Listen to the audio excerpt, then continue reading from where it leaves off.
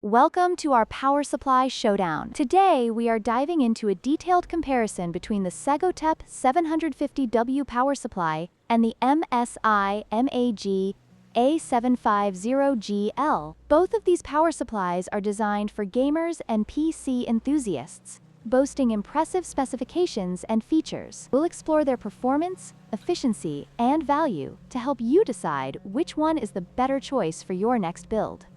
When it comes to warranty, the Segotep 750W offers a 5-year warranty, which is decent but shorter than the MSI MAG A750GL's impressive 10-year warranty. A longer warranty can provide peace of mind, especially for high-performance components. This is an important factor to consider when making your choice.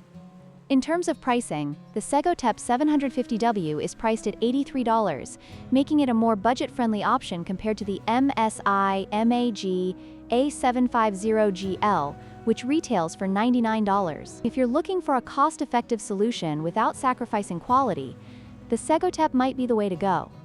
Both power supplies are 80+ Gold certified, ensuring high efficiency and performance. The Segotep features a 120mm silent FDB fan, which is designed for quiet operation, while the MSI MAG A750GL is known for its robust build quality and reliability.